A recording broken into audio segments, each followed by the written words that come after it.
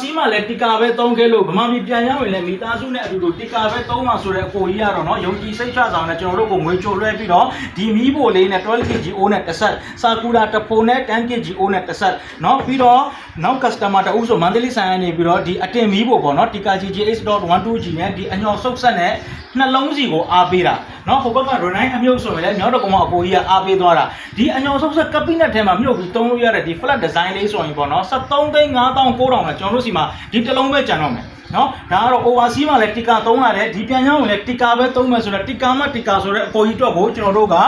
အခုပေါ့နော်ငွေဝင်ထားတဲ့အတွက်ဂိတ်ချပေးရမှာဆိုတော့သူ့ရဲ့မီးအထွက်တွေပါလေအကွဲအနာစာအကောင်လုံးစစ်ပြီးစမ်းပြီးတော့ပို့ပေးမှာပေါ့နော်တင်သုံးလိုက်ရတယ်ညှုပ်သုံးလို့ရတယ် two way ပေါ့နော်ဆန်စာလည်းပါတယ်ခင်ဗျာခလုတ်ကိုဖိပြီးတော့ spike ရိုက်ပြီးတော့မှ gas ပေါင်းပြီးတော့မီးထွက်လာတဲ့ feeling လေးပေါ့နော်ဒီမှာနှစ်ပတ်စလုံးဒီပုံစံဖြစ်မယ်မီးအစုံထွက်လာပြီဆိုမှခလုတ်ကိုလှုပ်ပေးပေါ့နော်အောက်ထိခလုတ်ကိုလှည့်လိုက်တယ်ဆိုအလဲတကွင်းနဲ့လာမယ်ပြန်တင်လိုက်တယ်ဆိုနှစ်ကွင်းစလုံးလာမယ်မီးတော်ပြင်းတယ်နော်မီးပြင်းအားကောင်းဆိုဒီမှာမီးညုံကြည့်ပါအပေါ်ထိဟိုတောက်တယ်ပေါ့နော်အဲ့တော့ကောင်းပြီဗျာဘာကြောင့်ပဲဖြစ်ဖြစ်ဒီကမီးငိမ့်သွားတာအခုဆိုကျွန်တော်ခလုတ်ကိုပိတ်လိုက်တယ်ခလုတ်မကြဘူးမီးငိမ့်သွားတယ်စူကြလို့ဖြစ်စေဝေကြလို့ဖြစ်စေသတ်မှတ်ထားတဲ့လေတိုက်နှုန်း Celsius degree ကိုရောက်လို့ဖြစ်စေပေါ့နော်ဘာကြောင့်ပဲဒီကမီးငိမ့်ပါခလုတ်မကြလို့ပဲဖြစ်စေစက္ကန့်60အတွင်းထဲမှာ gas ကိုဖြတ်ချမယ်ဆန်ဆာဆိုတာပေါ့နော်အခုဒီမှာလက်တွေ့ကျွန်တော်စမ်းပြမယ် gas ကိုဖြတ်တာမမှန်ဘူးဆိုတာမီးလိုက်မှာပေါ့နော်အခုဖြတ်ချလိုက်တဲ့အတွက်ကြောင့်မို့လို့မီးမလိုက်တော့ဘူးပို့ပြီးတော့ safe ဖြစ်ပါတယ်ခင်ဗျာမှာယူခြင်းနဲ့လိုရတယ်ဆိုကျွန်တော်တို့ကိုဆက်သွယ်ပြီးတော့မှာယူရရှိနိုင်ပါတယ်ခင်ဗျာကြည့်ရှုအားပေးတဲ့အတွက်အထူးပဲကျေးဇူးတင်ရှိပါတယ်